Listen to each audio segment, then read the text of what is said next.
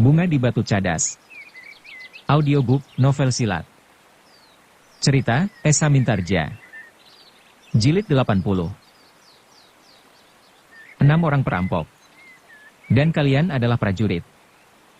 Surakarta, geram senapati itu. Ya. Kami berhasil bertahan. Mereka telah melarikan diri dengan membawa beberapa orang terluka. Tetapi kami sudah terlalu lemah, sehingga kami tidak akan mungkin mengejarnya lagi, jawab orang berkulit kehitam-hitaman itu. Senapati itu agaknya kurang mempercayai keterangan itu. Dipandanginya wajah-wajah pucat dari ketiga orang lainnya. Namun orang bertubuh tegap itu pun mengangguk sambil menjawab, kami tidak mendapat kesempatan terlalu banyak. Para perampok itu ternyata memiliki kemampuan yang cukup untuk melawan kami selain jumlah mereka yang lebih banyak. Karena itu, kami tidak dapat menangkap seorang pun di antara mereka, meskipun kami dapat melukai beberapa orang. Mungkin membunuhnya, karena mereka sempat dibawa oleh kawan-kawannya. Bodoh sekali, geram senapati itu, musnahkan mereka. Perampok-perampok memang berusaha untuk memanfaatkan keadaan. Keempat orang itu tidak menjawab, namun senapati itu pun kemudian berkata, obati lukamu. Para prajurit yang terluka itu pun kemudian telah pergi ke belakang barak mereka untuk menemui tabib pasukan yang segera mengobatinya. Dalam pada itu Raden Juwiring dan Buntal telah berpacu semakin cepat. Perkelahian itu telah merampas waktu mereka cukup panjang.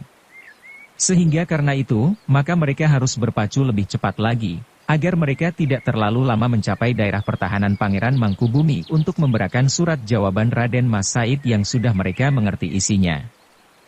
Namun dalam pada itu, perjalanan Arum ketika ia kembali itu pun tidak selancar ketika ia berangkat.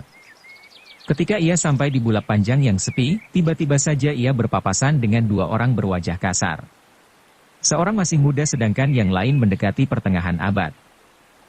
Semula Arum tidak menghiraukan mereka. Jarak yang ditempuh sudah menjadi tidak terlalu panjang lagi. Sebentar lagi ia akan memasuki daerah pengawasan pasukan Pangeran Mangkubumi. Namun ternyata kedua orang itu telah menghentikannya.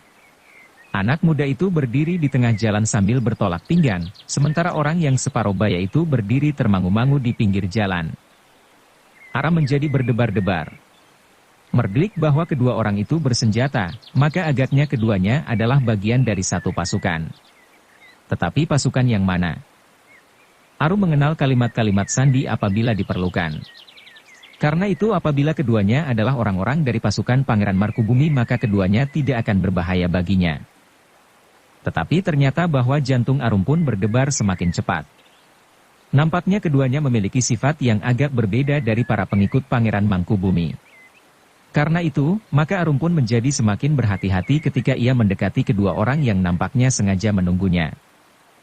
Jika keduanya orang-orang yang dipasang kumpeni, aku akan menjadi sangat bingung. Jika aku melawan, maka ia akan dapat melihat bahwa aku memiliki kemampuan serba sedikit. Jika pada suatu saat aku bertemu lagi dengan mereka di kota apabila aku menghadapi Raden Galihwarit, maka mereka akan dapat berbahaya bagiku, berkata Arum di dalam hatinya. Kedua orang itu tidak menegurnya sampai Arum berada beberapa langkah saja di hadapan anak muda yang berdiri di tengah jalan itu. Tetapi ketika Arum melangkah menepi, barulah anak muda itu beringsut. Sambil tersenyum ia bertanya, "Hi, anak manis. Dari mana, hi?" Arum mengerutkan keningnya. Namun kemudian sambil melangkah surut ia menjawab, "Dari kota, Kisanak." Tetapi ia tidak mempunyai pilihan lain. Karena sebenarnya lah bahwa ia masih belum ingin mati. "Ada apa ke kota? Apakah kau mempunyai sanak kadang di kota?" "Bukankah di kota suasananya sedang kisruh setelah kumpeni ada di Surakarta?" desis anak muda itu. "Tidak Kisanak. Di kota tidak ada apa-apa. Aku berjualan jamu dan mangir serta lulur untuk perempuan-perempuan kota," jawab Arum. "Oh, begitu," jawab anak muda itu, "agaknya karena itu maka kau cantik." "Hi, apakah daganganmu itu laku?" "Sebagian," jawab Arum. Dalam pada itu, orang yang separuh baya itu pun berdesis, "Ambil saja uangnya. Jangan terlalu lama." Arum mengerutkan keningnya. Atas sikap itu, ia sudah dapat menduga bahwa keduanya tentu bukan para pengikut Pangeran Mangkubumi. Atau seandainya keduanya pengikut Pangeran Mangkubumi juga. Maka keduanya sudah menyalahi paugeran bagi pasukan Pangeran Mangkubumi. Anak muda yang berdiri di tengah jalan itu pun berdesis, tidak hanya uangnya paman, tetapi gadis, perempuan ini terlalu cantik. Apakah ia gadis atau bersuami atau janda muda? Wajah Arum menjadi tegang. Kau sudah kambuh, desis orang yang separuh baya. Tetapi anak muda itu tertawa. Katanya, paman jangan berpura-pura. Jika aku bawa gadis ini, pamanlah yang akan lebih senang dari aku sendiri, karena paman memerlukannya lebih banyak. Laki-laki separuh baya itu mengerutkan keningnya. Jawabnya, ambil uangnya. Kita segera pergi. Paman agaknya menjadi cemas, bahwa daerah ini menjadi daerah pengamatan pasukan Pangeran Mangkubumi. Jangan takut paman. Bulak ini terlalu panjang, sepi dan jarang dilalui orang. Jika perempuan ini berteriak, tidak akan ada seorang pun yang mendengar. Di sawah di sekitar tempat ini, aku tidak melihat seorang pun yang sedang bekerja. Sementara jika pasukan Pangeran Mangkubumi nganglang lewat bulak ini, jauh-jauh kita sudah melihatnya, jawab anak muda itu. Anak setan, geram orang tua itu, jika kau ingin berbuat sesuatu, lakukanlah. Aku hanya memerlukan uangnya. Bukankah ia baru saja menjual jamu, mangir dan lulur? Hi, perempuan yang malang, berikan uangmu. Aku hanya memerlukan uangmu. Arum menjadi semakin tegang, ia tidak mendapat uang. Ia hanya membawa bekal seperlunya di perjalanan. Apalagi jika ia memperhatikan anak muda yang berdiri di tengah jalan itu. Hatinya menjadi berdebar-debar. Tetapi dengan demikian Arum pun mengetahui bahwa orang itu bukan kaki tangan kumpeni. Juga bukan orang-orang dari pasukan yang manapun juga. Kesimpulan Arum orang-orang itu adalah perampok atau penyamun yang mengambil kesempatan justru pada saat yang sedang gawat. Berikan uangmu, anak manis, desis anak muda itu, dan berikan apa saja yang aku kehendaki. Wajah Arum menjadi merah. Tetapi ia sudah dapat mengambil sikap tegas. Orang-orang itu harus dilawannya. Meskipun Arum belum mengetahui tataran kemampuannya, namun Arum tidak akan menyerahkan apapun yang diminta oleh orang-orang itu. Sejenak Arum mengamati senjata orang-orang itu. Keduanya membawa parang yang tidak terlalu panjang, tetapi nampaknya besar dan berat. Sementara Arum sendiri tidak membawa senjata panjang, ia hanya menyembunyikan beberapa senjata pendek di bawah setagenya. Pisau-pisau belati kecil yang akan dapat membantunya jika terpaksa. Jangan mencoba menentang kehendak kami, berkata anak muda itu, bulak ini terlampau panjang. Meskipun kau berteriak, suaramu akan hilang ditelan luasnya bulak ini, sementara seperti yang kau lihat, tidak ada seorang pun yang bekerja di sawahnya di saat seperti ini. Arum mengumpat di dalam hati. Hambatan itu justru datang dari orang-orang gila seperti itu. Bukan dari prajurit Surakarta, dan bukan pula dari kumpeni. Tetapi aku dapat bertindak tegas menghadapi mereka, berkata Arum di dalam hatinya. Sementara itu, orang yang sudah separuh baya itu berkata kepada kawannya dengan lantang, jika kau menjadi gila melihat gadis itu, terserah. Tetapi aku akan mengambil uangnya dan pergi. Lakukan apa yang kau lakukan seterusnya tanpa menghiraukan aku lagi. Anak muda itu tertawa. Katanya, sejak kapan kau menjadi demikian lembut hati? Daerah ini adalah daerah pengawasan pasukan Pangeran Mangkubumi. Setiap saat orang-orangnya dapat saja mencuri di bulak ini. Dan kata tidak akan mendapat kesempatan untuk lolos. Baiklah, berkata anak muda itu, jika kau pergi, pergilah. Aku akan mengambil apa saja yang dapat aku ambil dari perempuan ini. Termasuk uangnya. Katakan, di mana kau akan menunggu aku? Kawannya menggeram. Namun katanya, aku akan membawa uangnya lebih dahulu. Ia berhenti sejenak, lalu katanya kepada Arum, hi, anak malang. Berikan uang itu kepadaku. Kau tentu mendapat uang dari perempuan-perempuan yang sudah bersolek dengan mangir, lulur dan memelihara kemudaan mereka dengan ramuan jamu. Aku tidak membawa uang, jawab Arum, aku hanya menyerahkan barang-barang itu. Semuanya adalah urusan ibuku. Uangnya pun akan diterima oleh ibuku kelak. Jangan begitu, desis orang yang separuh baya itu, aku sudah berusaha untuk menghindarkan diri dari tindakan-tindakan yang lebih gawat bagimu. Karena itu, serahkan saja uangmu. Kemudian aku akan pergi. Aku tidak mempunyai uang. Aku tidak bohong, jawab Arum. Orang itu menarik nafas dalam-dalam. Sementara anak muda itu tertawa, percayalah. Perempuan ini tidak mudah menyerahkan uangnya. Karena itu, jangan terlalu berbaik hati. Nampaknya perempuan ini memang keras kepala, sahut yang lain. Apakah kau ingin kami berdua menyeretmu keluar dari daerah ini? Di sebelah pedesaan itu terdapat sebuah sungai. Menelusuri sungai itu, kami akan dapat sampai ke sarang kami. Apakah kau ingin mengikuti kami? Wajah Arum terasa bagaikan tersentuh bara. Karena itu, maka ia pun menjawab, baiklah. Aku akan datang ke sarangmu kelak bersama Ki Jagabaya dari padukuhan ini. Kau akan diseret dan dipertontonkan kepada seluruh penghuni Kademangan ini. Wajah kedua orang itu menegang. Sementara itu, anak muda itu pun menyahut, jangan lancang berbicara dengan aku. Aku dapat berbuat apa saja. Halus, kasar dan barangkali akan dapat membuat kau menyesal seumur hidupmu. Arum pun menjadi semakin marah pula. Karena itu, maka ia pun menjawab, jangan mengancam dan menakut-nakuti aku. Ingat, daerah ini adalah daerah pengawasan pasukan Pangeran Mangkubumi seperti yang kau katakan sendiri. Setiap saat, pasukan peronda akan lewat. Sementara menunggu mereka, aku akan melawan kalian berdua. Kata-kata itu benar-benar membingungkan kedua orang itu.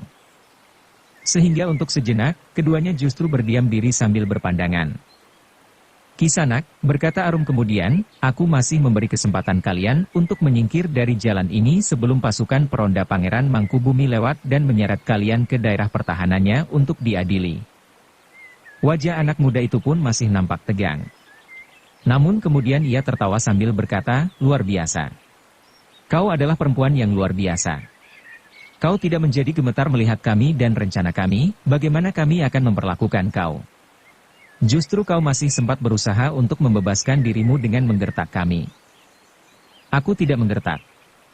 Aku akan melakukannya, desis Arum sambil melepaskan kebaya yang didukungnya dengan selendang di lambungnya, bagaimanapun juga, aku wajib melawan kalian, cacing pun akan menggeliat jika terinjak kaki. Apalagi aku. Sikap Arum benar-benar mengherankan kedua orang itu. Namun anak muda itu berkata, sikapmu semakin menarik anak manis. Perempuan yang demikian adalah perempuan yang sangat menarik perhatianku. Namun anak muda itu terkejut bukan buatan. Sebelum ia sempat tertawa lagi, tiba-tiba terasa wajahnya bagaikan dibakar dengan api. Ternyata Arum yang sudah melepaskan kebaya pandannya itu, telah meloncat pendek, mendekati anak muda itu dan langsung menampar pipinya. Demikian kerasnya, sehingga terasa pipi anak muda itu bagaikan terbakar. Sementara itu ketika ia meludah, ternyata giginya telah berdarah. Yang dilakukan Arum itu memang sangat mengejutkan. Namun sekaligus Arum dapat menjajaki serba sedikit, kekuatan dan daya tahan lawannya. Ternyata anak muda Tiu tidak sempat mengelak, meskipun Arum pun sadar, bahwa hal itu disebabkan karena anak muda itu lengah dan tidak menduga sama sekali, bahwa hal itu akan terjadi namun dalam pada itu, apa yang dilakukan Arum itu benar-benar menggetarkan hati. Keduanya pun menyadari bahwa ternyata perempuan yang mengaku penjual ramuan jamu, mangir dan luhur itu bukannya perempuan kebanyakan. Karena itu, maka keduanya pun bergeser surut. Dengan suara lantang anak muda itu berkata, perempuan ini agaknya perempuan gila. Baiklah, kau akan menyesal karena kau sudah menghina kami. Kami dapat membuat kau malu dan menyesal sepanjang hidupmu. Tetapi kami pun dapat membunuhmu dan membiarkan mayatmu terkapar di jalan bulak ini. Kau kira aku menjadi gemetar mendengar ancamanmu itu? Jawab Arum, marilah. Aku terpaksa melakukannya untuk mempertahankan diri dan sedikit memberi peringatan kepada perampok dan penyamun yang memanfaatkan keadaan yang gawat ini. Kedua orang berwajah kasar itu termangu-mangu. Namun anak muda itu pun berkata baik. Kau memang sangat menarik anak manis. Kau menjadi semakin menarik bagiku. Anak muda itu pun tiba-tiba saja telah bersiap. Sementara kawannya pun telah bergeser. Dengan suara berat ia berkata, kau sudah menyakiti hati kami. Arum tidak melihat kemungkinan lain daripada berkelahi melawan kedua orang itu. Tetapi karena ia tidak memakai pakaian khususnya, maka rasa-rasanya memang agak canggung juga baginya. Namun demikian ia terpaksa menyingsingkan bukan saja lengan bajunya, tetapi juga kain panjangnya. Anak gila, geram anak muda yang mencegatnya. Arum tidak menghiraukannya, ia tidak ingin mengalami bencana yang gawat menghadapi kedua orang itu. Karena itu, maka ia tidak menghiraukan apa saja yang dikatakan oleh kedua orang lawannya. Ternyata kedua orang laki-laki berwajah kasar itu masih juga menganggap bahwa Arum adalah seorang perempuan yang meskipun memiliki kelebihan, tetapi tidak akan mengejutkan mereka. Sehingga karena itu, maka keduanya tidak segera mencabut senjatanya. Perempuan yang banyak tingkah, geram anak muda itu, aku masih dapat bersabar saat ini. Tetapi jika kau keras kepala, maka kau akan mengalami perlakuan yang sangat buruk. Kami akan menyeretmu ke sarang kami. Dan kau akan dapat membayangkan, apa yang dapat terjadi dengan beberapa orang kawan-kawanku jika mereka melihatmu. Arum tidak menjawab. Tetapi ia sudah siap menghadapi segala kemungkinan. Nampaknya anak ini memang keras kepala, desis orang yang sudah separuh baya, baiklah. Aku akan merampas uangnya. Dan aku kira karena kekerasan hatinya, ia wajib mendapat hukuman di sarang kita nanti. Arum masih tetap berdiam diri. Tetapi ia sudah benar-benar siap. Dalam pada itu, anak muda yang menganggap Arum hanyalah seorang perempuan yang keras kepala, telah melangkah mendekat. Dijulurkannya tangannya untuk menjajaki kesigapan lawannya, namun agaknya Arum mengerti, sehingga ia sama sekali tidak berbuat sesuatu karena ia tahu, tangan itu tidak akan sampai menyentuhnya. Sikap Arum itu justru mendebarkan. Ternyata perempuan itu memiliki pengamatan yang tajam atas gerak lawannya. Karena itu, maka orang yang sudah separuh baya itu bergerak lebih jauh lagi. Ia mulai menyerang, meskipun belum bersungguh-sungguh. Tetapi tangannya benar-benar telah mengarah kening. Arum bergeser selangkah surut. Tetapi ia masih belum berbuat yang lain. Ketenangan sikap Arum membuat kedua orang itu semakin bersungguh-sungguh menghadapinya. Ketika orang yang lebih tua itu menarik tangannya, maka anak mudaku pun tidak sabar lagi. Ia mulai dengan serangan yang sebenarnya. Sambil meloncat maju tangannya terjulur ke arah pundak Arum. Arum menyadari bahwa lawannya mulai menjadi marah dan bersungguh-sungguh. Karena itu, maka ia pun menjadi semakin berhati-hati. Ia dengan cermat mengelakkan serangan lawannya. Namun seperti yang diperhitungkannya, demikian ia bergeser, lawannya itu pun telah meloncat menyerang dengan kakinya mengarah lambung. Tetapi Arum pun telah siap menghadapinya. Ia pun telah bertekad untuk melawan dengan bersungguh-sungguh. Bahkan Arum pun sadar, bahwa pada saatnya kedua orang itu tentu akan mempergunakan senjatanya apabila mereka terdesak. Namun demikian Arum harus tetap berhati-hati, karena ia belum tahu tingkat kemampuan lawannya yang sebenarnya. Dengan tangkas Arum pun meloncat menghindar. Tetapi ternyata bahwa kawannya yang lebih tua itu, tidak membiarkan gadis itu melepaskan diri. Karena itu, dengan serta-merta ia pun telah menyerang juga. Barulah keduanya menyadari, bahwa perempuan itu benar-benar tangkas. Ia mampu bergerak lebih cepat dari kedua orang itu. Kedua orang yang merasa dirinya sudah kenyang makan garam petualangan dalam benturan-benturan ilmu dan kekuatan. Karena itu, maka orang yang lebih tua itu pun bergumam, ternyata perempuan ini merasa mempunyai bekal ilmu untuk melawan kita berdua. Itulah agaknya ia dengan sengaja menentang setiap keinginan kita. Mungkin dengan sengaja pula ia ingin menunjukkan kemampuannya. Tidak, jawab Arum, kau memaksa aku untuk mempergunakan ilmu kanuragan. Tetapi bahwa sikapmu telah menunjukkan siapakah kalian, maka telah timbul pula keinginanku untuk menangkap kalian. Perempuan sombong, geram anak muda itu, kau kira kau dapat melakukannya. Kaulah yang akan menyesal. Arum tidak menjawab. Tetapi ketika ia bergeser, tiba-tiba saja apak muda itu telah menyerangnya sekali lagi. Ia ingin bergerak cepat, sebelum Arum siap sepenuhnya. Dengan ayunan yang keras ia memukul kening Arum dengan sisi telapak tangannya. Namun Arum mengelak. Bahkan dengan tangkas ia pun mulai menyerang. Tetapi karena ia tidak memakai pakaian khususnya, maka Arum tidak menyerang dengan kakinya. Sambil meloncat dan membungkukkan badannya Arum telah menyerang lambung. Meskipun serangan Arum kurang mapan, tetapi kecepatannya bergerak telah memungkinkan tangannya mengenai lawannya. Arum sengaja menyerang dengan ujung-ujung jarinya yang terbuka dan merapat. Perasaan sakit telah menyengat lambung anak muda itu. Sambil menyeringai dan mengumpat ia meloncat surut. Arum yang sudah siap untuk memburunya, ternyata harus mengurungkan niatnya karena orang yang lebih tua itu telah berusaha untuk melindungi kawannya. Dengan cepat orang itu menyerang Arum dengan kakinya langsung mengarah perut. Arum bergeser selangkah. Ketika kaki lawannya gagal menggapai perutnya, maka dengan tangannya Arum memukul kaki itu menyamping. Ternyata kekuatan Arum sama sekali tidak diduga oleh lawannya yang lebih tua itu. Pukulan pada kakinya telah mendorongnya dalam satu putaran. Hampir saja ia terjatuh, karena keseimbangannya yang goyah oleh putaran itu. Namun dengan susah payah ia berhasil menguasai keseimbangan kembali, sementara kawannya yang sudah berhasil menguasai dirinya itu pun telah berusaha untuk menolongnya pula dengan serangan yang cepat. Namun betapapun juga, ternyata Arum mampu bergerak lebih cepat. Meskipun ia harus bertempur melawan dua orang, tetapi ia masih mampu membuat kedua lawannya itu menjadi bingung. Sementara lawannya hanya bertumpu pada kekuatan dan kekasarannya, Arum telah bertempur dengan dasar-dasar kemampuan, ilmu dan kecepatan gerak. Meskipun demikian perkelahian itu semakin lama menjadi semakin seru. Kedua orang yang mencegat Arum itu nampak menjadi semakin kasar. Mereka tidak lagi berusaha untuk bertindak lebih baik menghadapi seorang perempuan, justru karena perempuan itu ternyata memiliki kemampuan untuk melawan mereka, maka mereka merasa tersinggung karenanya. Mereka bukan saja sekedar ingin merampas uang atau apa saja dari perempuan itu, tetapi harga diri mereka benar-benar telah direndahkan. Karena itu, maka keduanya pun berusaha untuk bertempur dengan segenap kemampuan mereka. Keduanya telah bertempur berpasangan dengan sebaik-baiknya. Namun ternyata bahwa keduanya tidak segera dapat menguasai perempuan itu hanya seorang diri. Dalam pada itu, kedua orang itu tidak dapat bersabar lagi. Kemarahan dan harga diri mereka tidak lagi dapat dikendalikan.